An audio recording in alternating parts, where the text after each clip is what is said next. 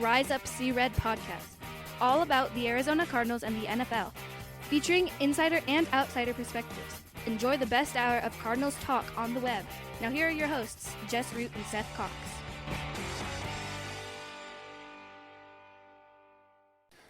Hello, Arizona Cardinals fans, and welcome to the latest edition of the Rise Up See Red podcast. I'm your host, Jess Root, from CardsWire.com, the USA Today NFL Wire site, covering the Arizona Cardinals.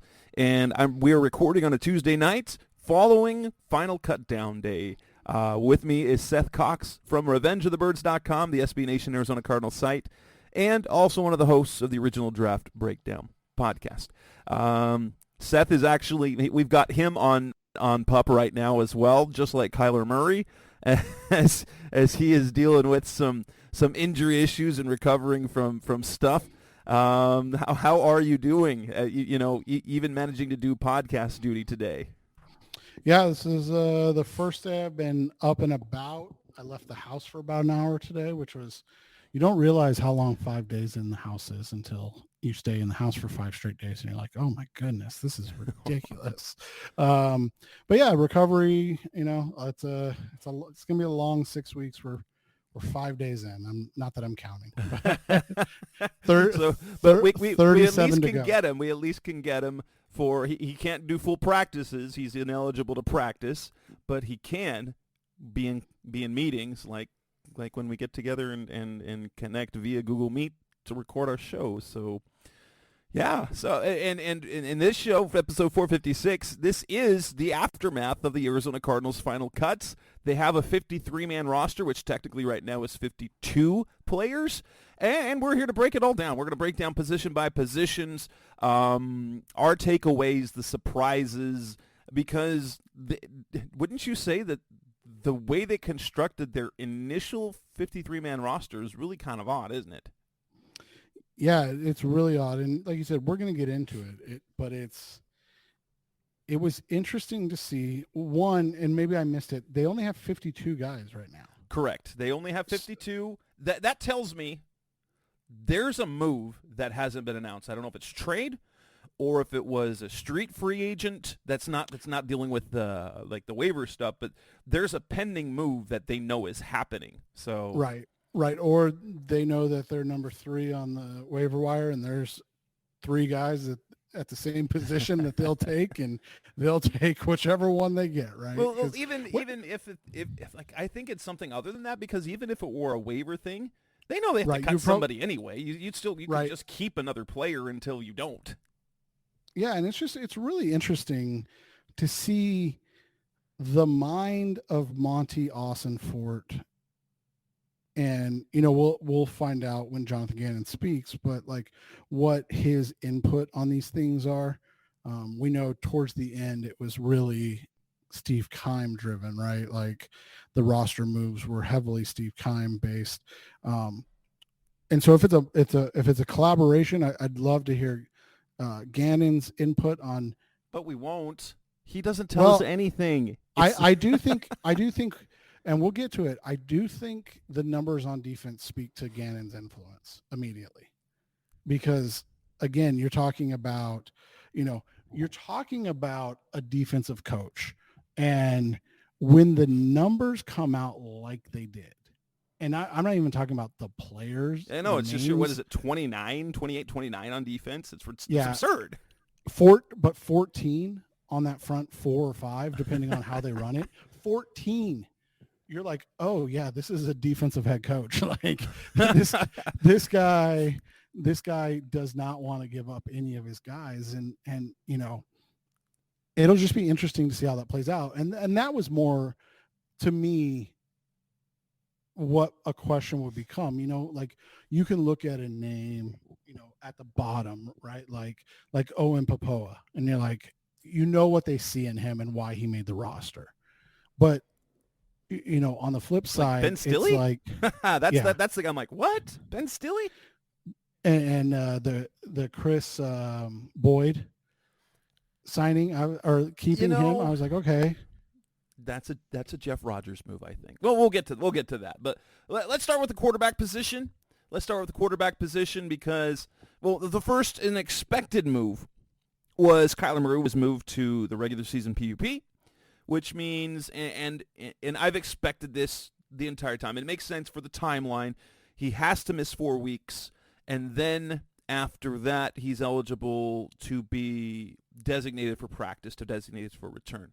I don't know what that means. I don't know what that means in terms of timeline, because they are tight-lipped about that. They're not trying to put any sort of expectations on them, on him for when he should return. But in terms of from what we were starting to gather, and if we look at kind of the timeline, so middle of October would be a little more than 9 months out of surgery, which would make a reasonable pushed return, like an intent type of turn, like Zach Ertz. Zach Ertz is expected to be playing in week 1, and that's about 9 months.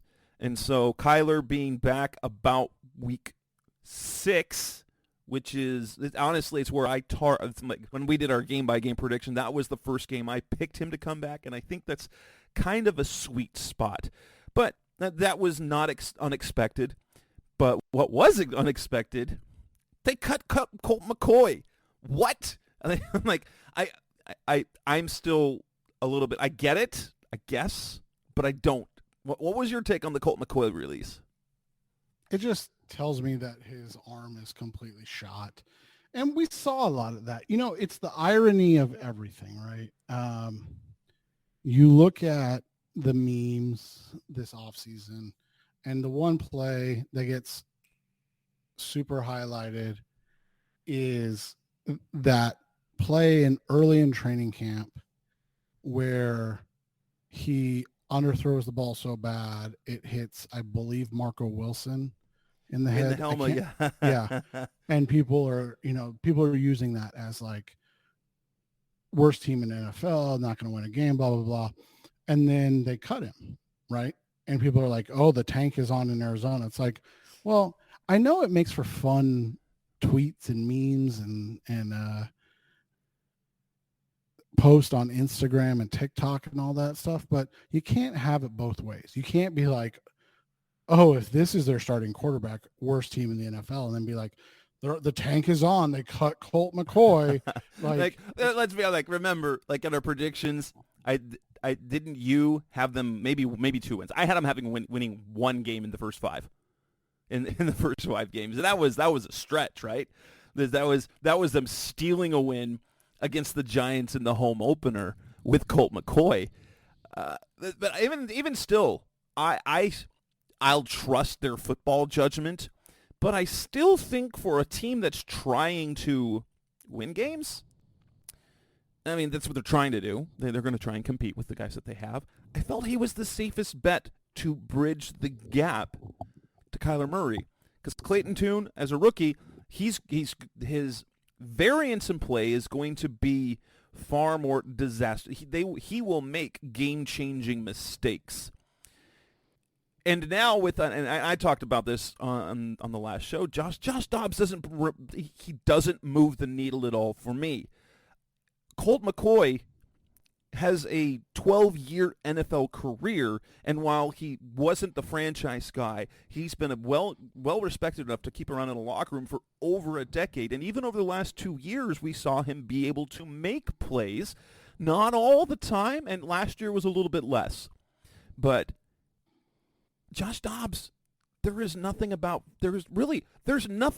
that he's done since 2017 coming in the league. He's played in 8 games since 2017 and started twice last year. While he may be as safe as Colt McCoy, he's not a playmaker to me. I don't get that move at all. It just tells me that they didn't see anything during camp. And, I saw a couple people that are saying like, oh, this is going to leave a sour taste in veterans' mouth. Maybe the veteran treatment was allowing him to go this long, to even split reps, near that 50-50 mark during training camp, to see if he had anything left in the tank. The comment Jonathan Gannon said, like, there was nothing that he didn't show us. Like, there was nothing more he could have done. He basically said Colt was washed without saying he was washed. And it makes sense. His arm, was at, end of stage Chad Pennington level basically when he came into the league after that and didn't injury. That happen? Like, it was kind of funny because we talked about when he started in 2021. Didn't we talk about, hold on, Colt's got more arm than I thought he did. Last year that arm was gone. Right. And he's had an elbow or is it a shoulder issue the last couple of years with the Cardinals. And so that's the thing is like a guy that's got a bad arm anyways, that has to get it juiced up to make these throws is, not long for the NFL, unfortunately. And the fact that Colt got 14 years out of his body is legitimately amazing. And let's be honest, his body did not want to give him 14 years. I mean, he's basically looks like Raggedy Andy out there now, like stitched up. Like you genuinely feel bad for him. And I know it's hard to feel bad for anybody that's made nearly 25 million in their career, but you genuinely feel bad that his body had to take all of that just to get to this point. And, it's just unfortunate that this is the ending, because you would have liked to have seen him, go out in a situation where he could walk away and his body was still working. Yeah. And like you said, without saying it, they basically just made the statement of like, this guy he just doesn't have anything left, unfortunately. And that's all it is. It's just unfortunate. Like, it's the joke we always make. It's such a cliche. Father Time's undefeated for a reason. And, some people, it catches you sooner than later. And right now it caught Colt McCoy. And this will be what's interesting to me.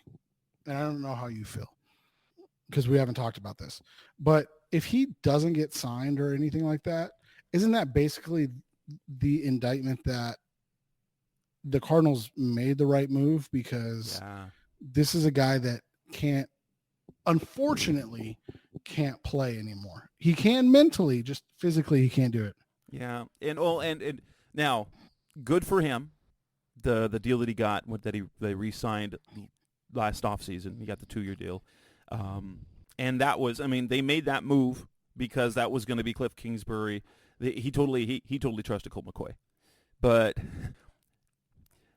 when Kyler got hurt and then they fired Kingsbury, Colt McCoy being on this roster with the contract that he did really was unfortunate for the team, because $2.25 million completely guaranteed. And guess what? Good for Colt. Now he's getting paid $2.25 million to go sit at home, and we'll have to wait and see. We'll have to check in on Colt's family, see if they've got that dog.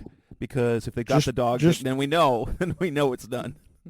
Well, just check out his podcast on Underdog Fantasy, I believe it is. So like that was the sign to me that he was cooked, is that it got to the point where it was like, but here's the thing. There's no way he was retiring. No way. No. Like make the team cut you because you got $2.25 million on the line for it.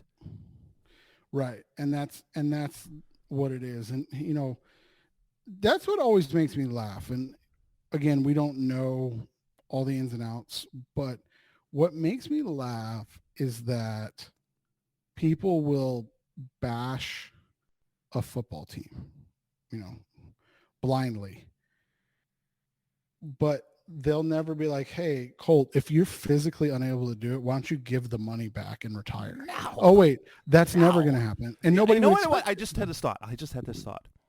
You know why he never considered retiring this offseason? I'm pretty sure it was because of the money. He was scheduled to make the highest salary he's ever made in his career.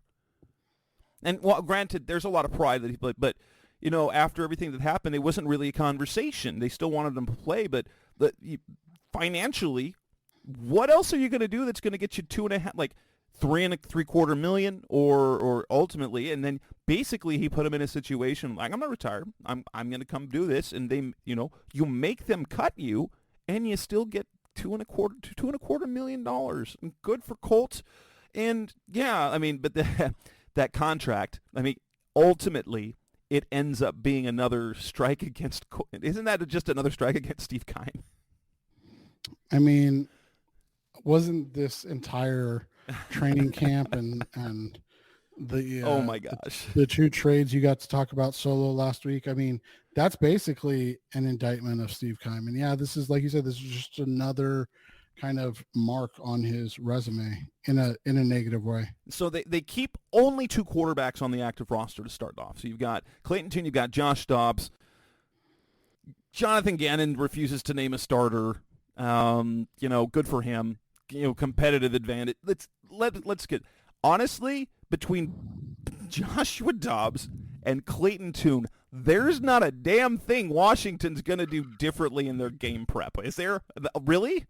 I mean, maybe Tune's slightly more athletic at this point, but yeah, it's not. I mean, that's not a competitive advantage. You're just prepping for the offense, not for the quarterback, because neither one of those quarterbacks is a difference maker. They're both athletic. They both have good arms.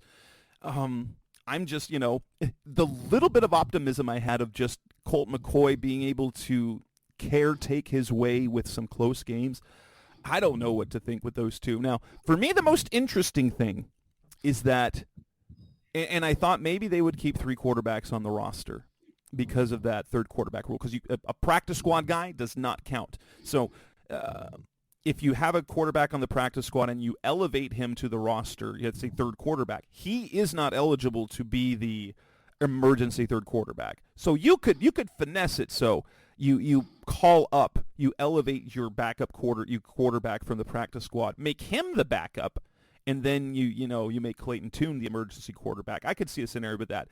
But the fact that it's Jeff Driscoll who's going to be re-signed / added to the practice squad, and not David Blau, I will say this: I don't understand what they're doing at the quarterback position with this team right now. Yeah, I don't know if anybody does, so we'll just kind of have to wait and see how it plays out. And I know that's a cop-out for a lot of people, but at the end of the day, I think that what Monty and JG have done this offseason kind of allows them to give them some rope and trust them right now. And, if in 2 months they're sitting at 0-7 and they're talking about Kyler's not going to play this year and, we're just going to roll forward, then we have some questions that need to be answered, right? But for now, I'm going to give them the benefit of the doubt in this situation, just because I've liked how they've gone about things to this point. Yeah, I guess that makes sense. The running back position, honestly, I didn't find it at all surprising. 3 running backs on the roster. In fact, I believe on my last, it was the last, my final roster prediction. That is exactly the way that I went. The 3 running backs they kept on the roster were and I thought they were going to have to cut a running back to keep an extra line, which they ended up doing. But James Conner, Keontae Ingram, he's the number 2, and Amari DeMarcado. Corey Clement did get cut.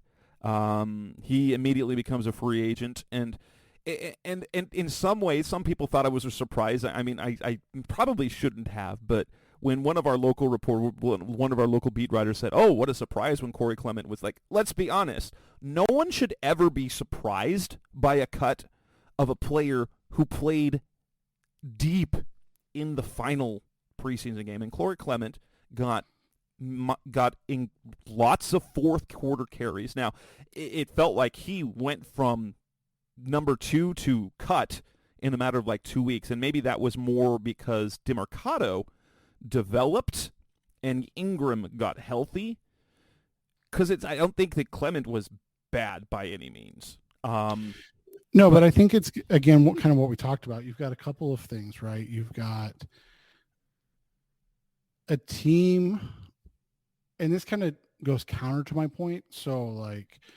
But you've got a team that looks at what their play style is going to be. It's going to be run the ball, play defense, force teams to go the length of the field. I don't know if that's going to work with how this defense is. We'll find that out. That's a different conversation for a different day. But look at the backs they kept, right? Look at the 3 backs on the roster, and we can always be, what's the word I'm looking for? Skeptical of how players' weights are listed, right? Like I think that's a fair thing. It's a healthy skepticism, I guess we could say. But DeMercado's the smallest guy at 5'9", 215 pounds. Keontae Ingram's 5'11", 221. Connor's listed at 6 foot, 230. I think they said he's down to 225 or whatever. Again, do with the information as you will. But so where did Clement fit in that group? I get that he's a different type of back, but with what they want to do, how they want to utilize their backs, I don't know. And basically, and I'll say this, but that's the other thing too, is the NFL lists Clement at 220. So maybe I'm wrong. Maybe he's just as thick. He doesn't look as thick as the other 3, I would say. What's funny is a buddy of mine, Eric Sorensen, who works for 360 AZ, Sports 360. Yeah, Sports 360 AZ. He and I, now he's a big TCU guy, and I told him, watch out for DeMercado. He didn't think DeMercado, but I told him, it was he does a lot, and I talked to him. It's what did he do at TCU? And he did all the other stuff. He's good at blitz pickup. He can play special teams. He didn't return kicks, but he can return kicks. And that's kind of what we saw. And if we're looking, and I'll be honest, he is a younger, I'm guessing a more skilled player than Clement or Tyson Williams. But let's not go crazy here. The guys he beat out are meh. Clement, been in the league for a while, but he's just meh. And Tyson Williams, meh. Just it's cool to see. Yeah, it's all journeyman backs. It's not like they had, Zeke and Tony Pollard, and you're like, well, they cut Zeke to keep Amari DeMercado, right? It's clearly Connor's the one. It feels like clearly Ingram's 2, and then DeMercado's the 3rd back. And I assume he's going to be active, because if you carry 3 backs, I assume you're going to have to you're going to have them all active. Yeah, they're all going to be active. He's going to be the guy that plays special teams. 4 backs, having a 4th back isn't even out of the question. Not with the roster the way they built it. But yeah, there was nothing surprising about that for me for the running back room. But then we go to the wide receiver room, and they kept 6. They kept 6 rather than 5. I really only had them keeping 5 just because of numbers, and the 5 they kept were no surprise at all. You've got Hollywood, you've got Rondale, you've got Michael Wilson, you've got Zach Pascal, and then you've got Greg Dortch. The guy that sneaked onto the roster is Daniel Arias. And as I looked at, now I didn't keep him in the final 53 on the last prediction, but after the second game, I was looking at his special teams playing time, and I was like, oh, he was playing the most special team snaps on the team, and that's what he was a stud special teamer at Colorado, and he's got that length. He's kind of that Antoine Wesley guy that you don't know. He's probably not going to do anything offensively, but he's going to give you lots of things, and only he was a very good special teams player at Colorado. So I'm like, if there's room for him, I bet he sneaks onto the roster. And so that didn't surprise me too much about that. I just was surprised that they kept 6, especially considering the imbalances across the roster. Yeah, and it's just like you said, it's an interesting way to construct a roster, because it feels like he's also the easiest cut if push came to shove. But like you said, if he's being looked at as he's like Trent Sherfield, only taller. Right, like a potential ace special teamer, it's hard to cut those guys, right? Yeah, and that's where Jeff Rogers comes in. He needs to be on the roster. I need this guy. But yeah, so the first 3 positions, not much to talk about. And the next one. So coming up next on the Rise Up Secret podcast, Mr. Cardinals talking the weather. Let's move on. Talk about the next set, kind of group of positions: tight end, offensive line, defensive line. That's coming up next on Rise Up Red. We're back on the Rise Up Red podcast, Mr. Cardinals talking. We'll talk about the tight end position. The three to top three, no surprise. It was just for me. It was simply, were they going to keep 3 or 4? And if they keep 4, I think it's going to be probably Blake Whiteheart, the undrafted kid out of Wake Forest. I think he played the most snaps on offense of everyone on the team, and played a ton on special teams as well.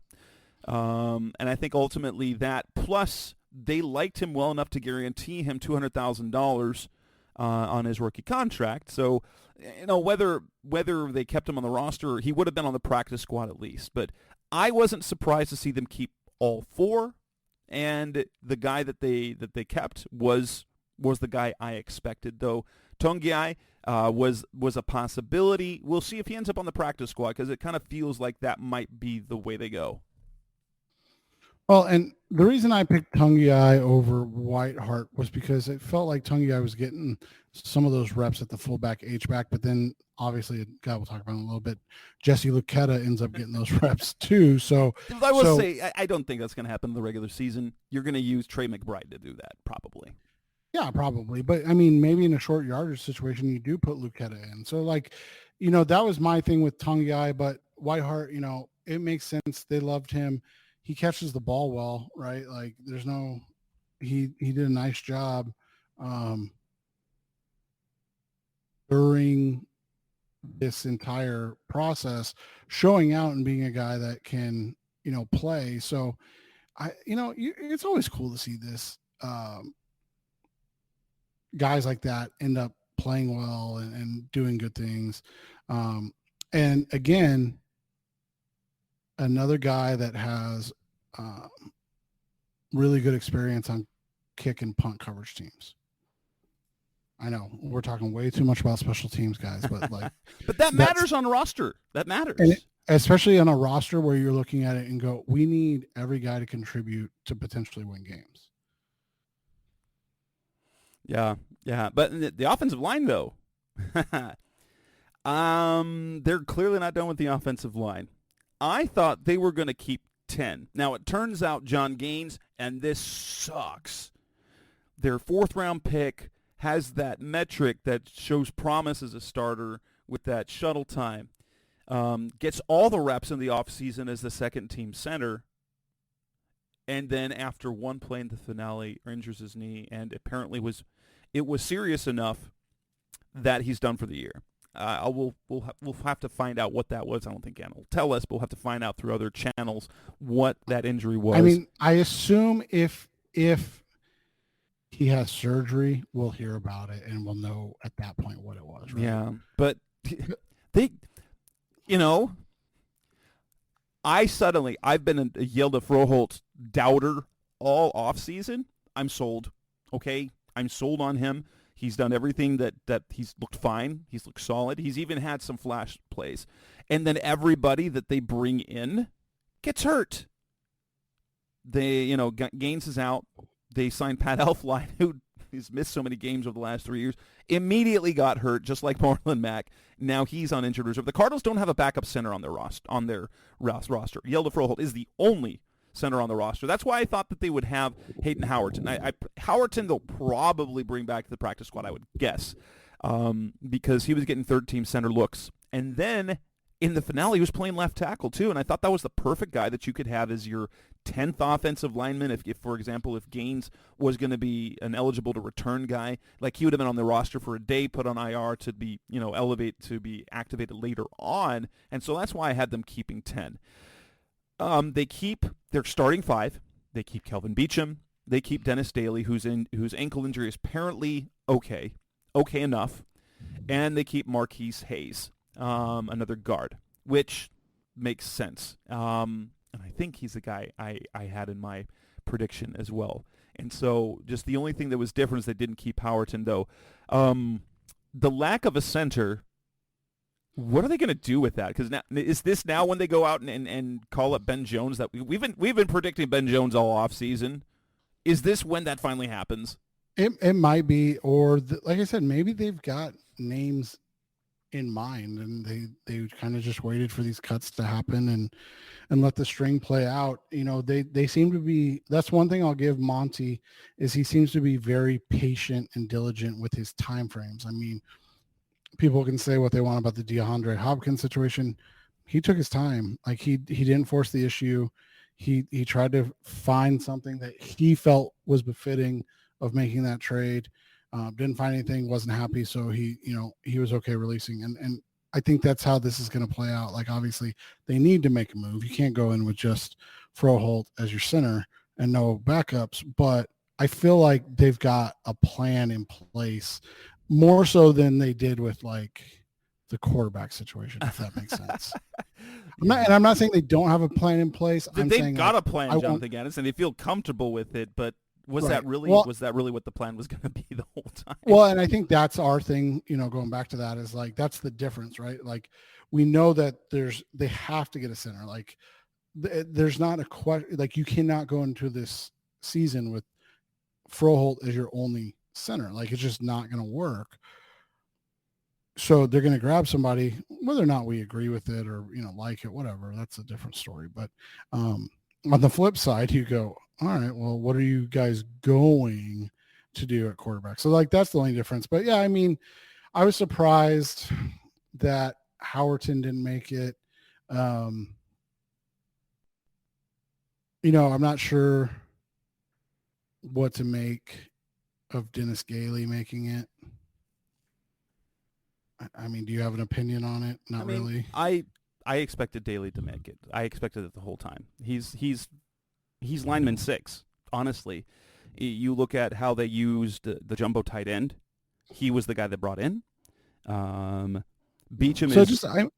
It just must have been a situation where they were playing him so much to see where he fit best.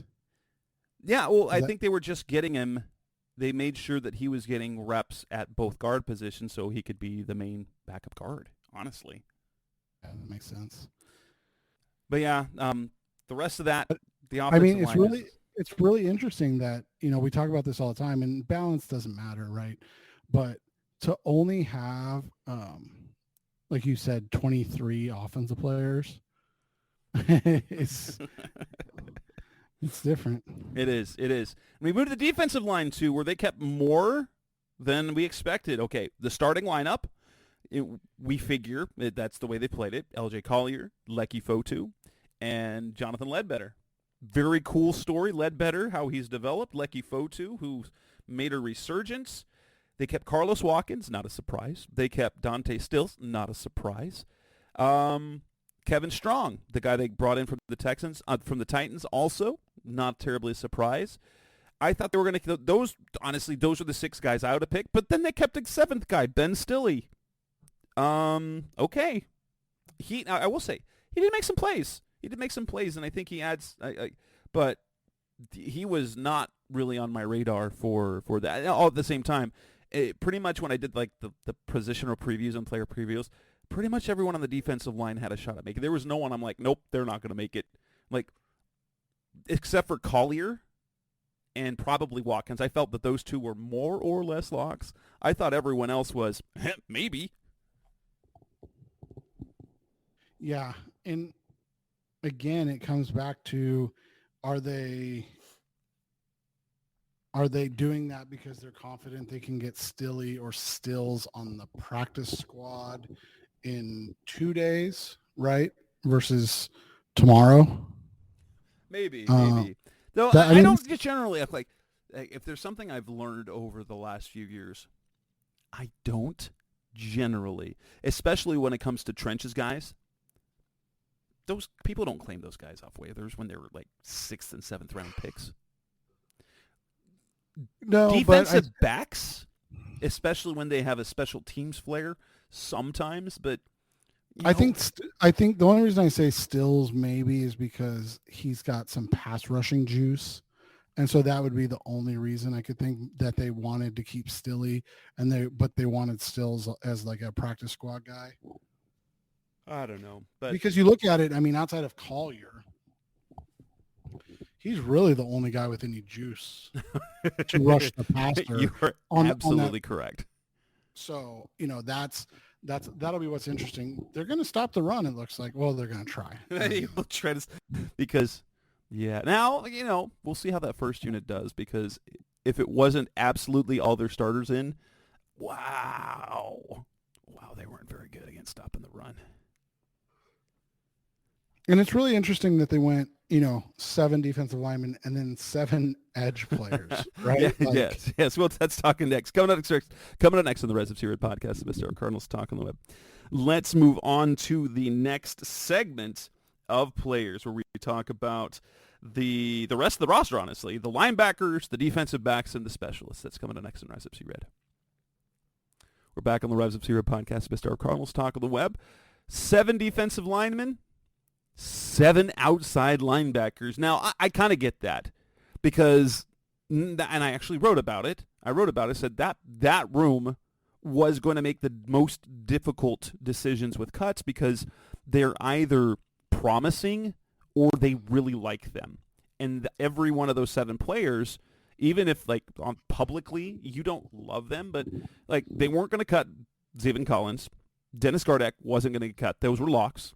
B.J. Ojulari, 2nd-round pick this year. Cameron Thomas, 3rd-round pick this year. Showed promise. And also, notable, built exactly the way they like those edge players, apparently. Myjai Sanders was a question mark for me. I had him off the roster. We forgot to note, goodbye, Rashard Lawrence. We talked about it. We predicted that. But now Leki Fotu's the only draft pick from 2020 left. Lonely Leki. But Myjai Sanders didn't play all preseason, didn't play practice hardly at all in training camp, so I wondered where he stood in the pecking order, although it felt like all offseason that he was expected to be a player they would showcase. Victor Dimukeje, he was actually ahead of Sanders on the depth chart for the preseason and played a ton on special teams and made some flashy plays. He wasn't good all the time, but he did make splash-type plays at a few times. And then we know Jesse Luketa. I think he's a player that literally every coach and GM would love. And the reason why he went into the 7th round is just how non-athletic he was comparatively with everyone else that was coming out in the draft. But he did it all. Luketa is a guy. They wanted to keep him on the roster initially last year, and then the practice squad ended up being on the roster for a lot of the season. So I get why they didn't cut any of them, but that's a weird way to do it. Are they really going to keep all 7, or do you think maybe Sanders might get traded? Yeah, I'm wondering what Sanders' role is here, or if it was just genuinely that they like him, he was hurt, and they didn't want to rush him back. That's going to be the question with this one because Dimukeje and Luketa seem to have roles. And I think a lot of it, like we said with Myjai, is just he hasn't been out there. So it's tough to gauge what his role is right now without speculating. Yeah. The inside linebackers, nothing surprising there. The 5 that they kept were the 5 that we thought they would keep. But interesting, it appears that Josh Woods has locked up the starting job along with Kaiser White and Chris Barnes. Number 3, Zeke Turner, special teams guy, fully guaranteed contract. He was going to be back. And then Owen Papo, who has athletic upside and, by the way, also played gobs on special teams in the preseason. Yeah, and it's one of those things that you look at that Papo and really profiles to be a guy that's in the league for a long time, at worst as a special teams contributor. And then, like I told you guys last week with Gannon and Rallis and their background, we'll see what that looks like as the next couple of years, if he can turn into an actual, every down type of linebacker. But yeah, this was not a surprise at all. I think, Barnes and Woods were basically locks as soon as they signed. And then Turner, I just feel like you said, with Jeff Rogers sticking around, he wants guys he's comfortable with. And he's one of the best, really. He has so many roles. I don't know if we'll ever see him on defense. He developed a small role on defense last year under Vance Joseph, but yeah. And the cornerback position, now Garrett Williams, we're not going to see him we'll see what their plan is for him. Apparently they have a plan for him. I don't know if that plan includes this year. He moves to the regular season NFI, so he's got to miss at least 4 games. And then the Cardinals kept 5 cornerbacks. Marco Wilson's going to make it, Keitrell Clark, Antonio Hamilton. And I think when we kind of wondered about the role for Antonio Hamilton, and then we saw that he was, remember that first preseason game, we're like, what was Antonio Hamilton playing that deep in the game? He's first on the depth chart. And then late in the preseason, like the preseason finale, he's one of the guys that's not dressed. So, okay, Antonio Hamilton's got it. And I'm pretty sure now, especially with the way they have the safety room, I think Antonio Hamilton's your nickel, right? If you only have 3 safeties on the roster, JT goes back to just playing safety full-time, and Hamilton's probably their nickel, I would guess. Yeah, I mean, Hamilton probably makes the most sense. Like I said, keeping Boyd was a little bit interesting to me. He does have, I think, $400,000 in guaranteed salary, and he's always been a big special teams guy, which was interesting because in the preseason he didn't do much on special teams in terms of reps. That's why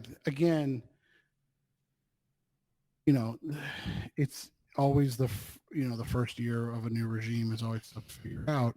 And that's why this was a tough one to figure because, like you said, a guy that has played mainly, I mean, I'm looking right now, so I'm accurate. Outside of 2020, almost all of his snaps come on special teams. I mean, 21, he played 15% of snaps. And then in 22, he played 3% of the snaps. Well, he played 82% of snaps on special teams. Like, it just feels like he's a guy that's a special teamer, and then he didn't do it. So then you're like, I don't know what to think of this guy. Like, I don't know what to make of how they're using. Do you think that Hamilton is going to play boundary and slide inside and they'll bring Keitrell in, or is Keitrell going to start opposite Marco? I think Keitrell's probably going to start. That's what I'm guessing. I'm guessing he's going to play the boundary and stick and hold Hamilton just to the run role in the slot. Another possibility with Boyd, I think he's played some safety as well. And so he does give you corner safety possibility. He's, for his first 3 years in Minnesota, Pro Football Reference has him listed as a defensive back rather than a cornerback, and then last year was cornerback. Now he came out of the draft as a cornerback, but if I had to look at his snaps, I'd have to pull Pro Football Focus. Maybe he's gotten some safety snaps as well, which maybe if you kill time, I'm finding it right now. So yeah, maybe the way they did that is to add him 1, special teams, 2, you get them the possibility to, in a pinch, you could put him at safety as well. Because I was surprised at the safety situation that they didn't keep 4. And I'm not totally surprised who they kept as their number 3 because we knew it was going to be Buddha. We knew it was going to be JT. And they kept Javonte Moffitt. Now, I think I had him on the final roster along with Andre Sacheret. I thought Sacheret was pretty much a lock because of special teams, because of his time in Philly, because of his relationship with Jonathan Gannon. But he ended up getting cut. I wonder if he'll be a practice squad guy. But I feel like safety's probably a position they're going to address. Just like I'm pretty sure they're going to address center. They have to address center. I think they'll address running back, but I don't know if it'll be the top priority. Obviously, they're going to put a third quarterback on the roster practice squad. We know that's going to be Jeff Driscoll, we think. But safety is one of those positions where, especially if JT's playing in the slot and Javonte Moffitt has to play, you have literally nobody on the bench to play safety unless, did you find any information on Boyd? Yeah, so his snap counts were at safety. So, but that's the other thing is that was in 2020. So he played. Did he play a more safety than corner in 2020? So he played. He played more corner. Okay. Let's see. Why is this? Oh, this is what I want. Oh, there we go. I found it now. There we go. So wide corner. Yeah, mostly wide corner in 2020. Interesting, because I thought it was going to be the opposite of that.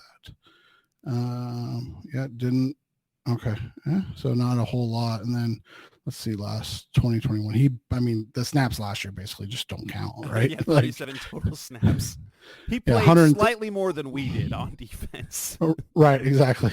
Yeah, so he's mostly played wide corner. So yeah, I guess maybe Keitrell. I don't know what they're going to do. Again, I'm going to give them the benefit of the doubt, but that was the one that confused me the most. Like you said, fantastic special teams player. It's just the depth is, and we knew that the corner was going to be a thin spot on this roster anyways. Unless Christian Matthew really took a big step and Antonio Hamilton came back to what he was before his Yeah, the Matthew, I thought there was a possibility that Matthew could get cut. I did. I really did too. I predicted he'd be on the roster, but I wouldn't have been surprised because like Bobby Price played a ton on special teams. He played a lot. I felt maybe he could sneak onto the roster as a back end guy, but Matthew's long. He's athletic, and he did have some nice stuff. He did regress a little bit, but not a bad fourth cornerback to have right up. You wouldn't feel terrible about him playing. They played him last year. And then we get to the specialists, and they don't have a long snapper on the roster, which is concerning, sort of. But this was roster manipulation last year when they did the same thing. At its finest. Yeah, because he's not subject to waivers, so they don't have to worry about him getting claimed. Unless he wants to leave and sign elsewhere, he can come back. And whether in practice squad, they play the practice squad game for a couple weeks, but he knows he's going to play. He knows he's going to play unless this is a case where they found out that they have someone else in mind. But I don't think that would be the case after the work that they did in the offseason. The secret, their undrafted long snapper Matt Hembrow out of Oklahoma State ended up on injured reserve. That I wonder if they stashed him for next year.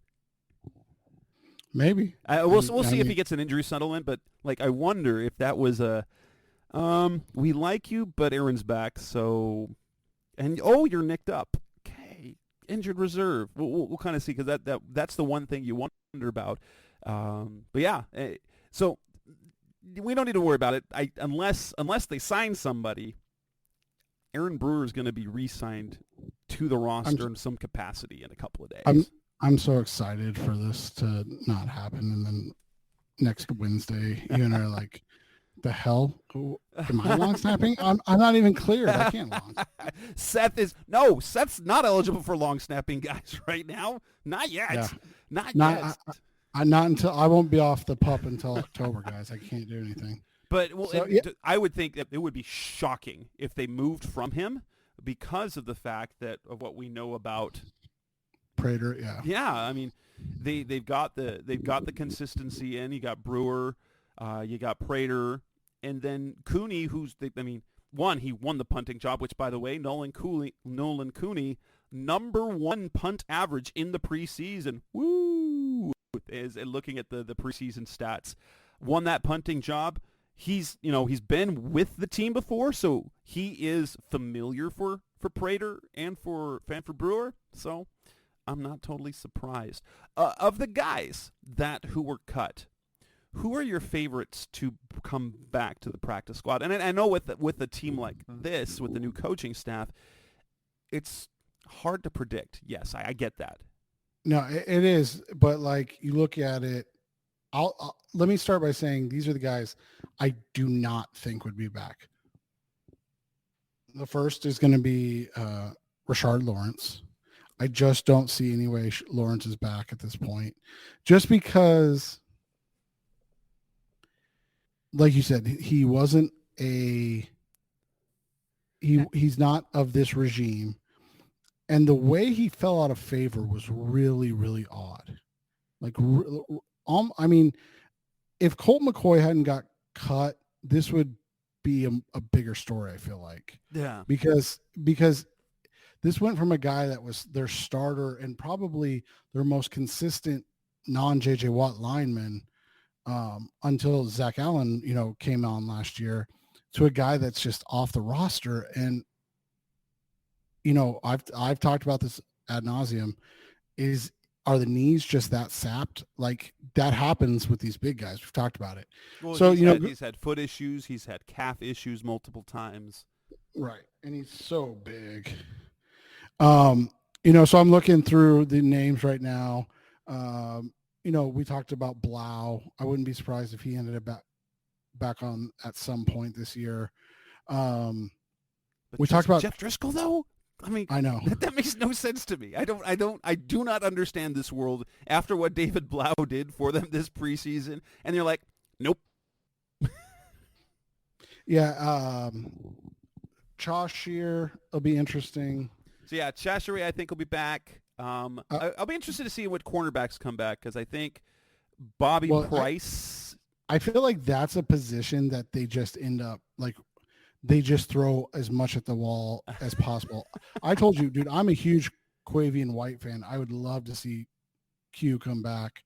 I don't know if it's going to happen, but I didn't think he played poorly during this preseason. So, we'll see how that works out. I could see both Togiai or shouldn't say both, either Togiai or Horningford coming back. Like, technically, I believe Sykovitz still has another year of an exemption if they want him. I think you're right. I think you're right with that. So we'll see, But he doesn't count, so he's a 17th practice squad guy. Right, exactly. Looking at it, offensive linemen are going to be interesting too, right? Yeah, because they need depth. They need depth. So my guess are they going to bring back Lycidas, you think, or is he basically done? Because I think he's done because if you want to, I think that's where you bring back Howerton. Okay, yeah, Howerton and or Braylon Jones.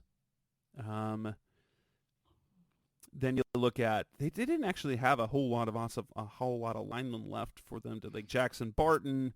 He's a vested veteran. I don't know. I don't know what, and I thought he didn't look great anyway.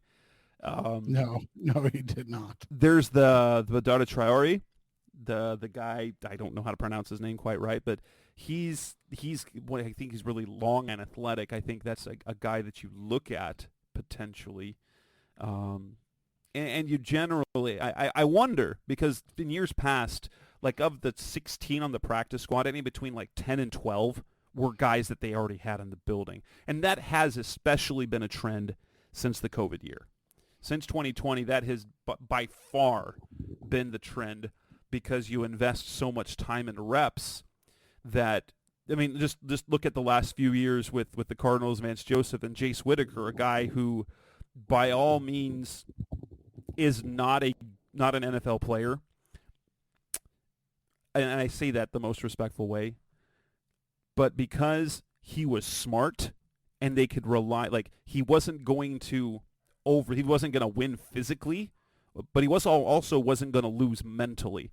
And so Vance Joseph could always count on him to play any position in the secondary and at least be in the right spot to avoid busted plays. Right, and so that'll be, interesting to see how that plays out. This is going to be just interesting because, like you said, most of the time it comes from in-house, but this is such a turnover-heavy thing. They kept all of their draft picks outside of obviously Gaines, who's on injured reserve for the year. He's technically capped, and three undrafted guys. So of they kept their 9 draft picks. 7 are on the roster, and another 3 undrafted guys in DeMercado, Arias, and Whitehart. We'll see how many of those guys stick. But the last time we had significant, like what was it in 2018? We had 2 undrafted rookies make the team. Three undrafted rookies make the team who have gone on to have very nice NFL careers, and that would be Dennis Gardeck, Zeke Turner, and Trent Sherfield. Yeah, and that was such a great class. And, people always bring up Tony Jefferson, and I feel like Jefferson even more so is an outlier of guys that like end up, making tons of money and being really great, Pro Bowls and all that stuff. And Turner's made some Pro Bowls and stuff. And, so not taking anything away from him, but like at the end of the day, that's what you're more looking for in your undrafted free agents, right? Is like contributors, kind of back end of roster contributor guys who hang around for 8 to 10 years, and compete on special teams basically the whole time. And that's what they've gotten. And so it's good to see, and we'll see how if that trend continues. I was going to ask you, do you think that they'd bring back McLeod after how well he performed this weekend? I would be surprised. But at the same time, how many more outside linebackers do they need in the building? They've already got 7. Yeah, that's why I was curious, because I don't know where any of these guys, like, I'm really interested to see how the roster looks next Monday, because I think that'll give us a better sign of what it's going to look like for the season, at least this season, before we move forward with this regime, right? Yeah, and who knows what we got. Well, because also isn't 8 like the bare minimum? Because you have to have 8 linemen active on game days, yes, right? You have to have 8 offensive linemen active, which is why having only 8 on the roster is weird, and not having a guy who can play center. So somebody's getting some. Like I'm convinced of this, and by the time this publishes, maybe by the time you listen to the show, maybe the roster move has already happened, or you say, Jess, you're a moron. But I'm convinced that when you have that 52. That means there is a pending unannounced move or an agreed to trade or signing from a guy that wasn't already on a roster, so an off-the-streets free agent. And if I had to guess, that would be Ben Jones. But I've been guessing. I've been swinging that bat for months now, and I still haven't. Haven't hit the ball. It only takes one, man. It only takes one. And if they sign up, it's like, I told you since March, watch for Ben Jones. But I don't know. But but we know with the centers available, it's hot garbage. That's not to say there aren't some good players, but anybody who has been good is either old or hurt. And so they go out and get Pat Elflein when he's finally healthy, and what does he do? Like within a week, he gets hurt, and now he's on injured reserve. Marlon Mack, they signed him, injured reserve, so way to cash a year's check as a veteran. It's not like they didn't do it nefariously. That's what happens in the NFL. So, because I looked at some of the transactions to see if there was anybody like in Cleveland or Houston or Tennessee. Nothing caught my eye. Maybe Philly safety Kayvon Wallace, who was cut. I could see where he might be a guy they would claim on waivers, but the Cardinals are number 3 on the waiver claim priority, so mostly guys that they want, they're going to get. Yeah, and it's going to be really intriguing to see where they go, because like we said, 27 defensive guys already. Like, are they going to just field like a 20-man offensive roster on offense and practice squad and then have 40 guys on the defensive side of the ball? That's what I said. Those are the questions I have more. Like, obviously I love picking the brain of guys and hearing the ins and outs and like the deeper understanding of things. But that's one of my biggest questions, is how much influence did Jonathan Gannon have? Because his fingerprints are all over this roster with the emphasis on defense and special teams. Like, he's like, okay, I know you need a third running back. I will give up my sick corner so you can have a third running back, but I'm not going to give up either of my top 7 front 5 guys for your 4th tight end. So you got to figure that out on your own. Like, it's such a baffling. You can't have a long snapper on the active roster. I know. We're going to do well, somebody brought up this great point, and I'd love to get your feedback. I meant to ask this to you when we were talking about it. With Brewer's injury history the last couple seasons, right, where he's missed a game or at least spurts of practices during weeks, do you think this was also a little gamesmanship? Because remember, as a vested veteran, his contract guarantees as soon as he makes this roster. It is when he's active in week 1. So that wouldn't matter anyway. Oh, so it doesn't matter. That's what my question was. So it wouldn't matter today. It matters once he's on the active roster for week 1. Okay. Yeah, because I was curious if that was it, where like it didn't guarantee his contract the whole time. So they were like, yeah, we'll do this. So unless they're going to have another long snapper week 1, good luck with that. Right. But the way that they'd have to get an unproven guy, and they bring back, who was it? Who was that? Who was that Packers guy? Jack Coons. Oh yeah. The guy that they brought in for a couple of weeks before Brewer got healthy. Yeah. I don't know. That's what I'm saying. I just don't. Again, we've not seen this before, so we just don't know, and so we'll figure it out together as a group. It makes it more enjoyable that way. All right, we'll wrap up this edition of the Rise of C Red podcast, best of Cardinals talk in the web hall. I'll figure out what we're doing later in the week. Might have something on probably. This is probably the only show for this week. I just realized that there's an ASU football game.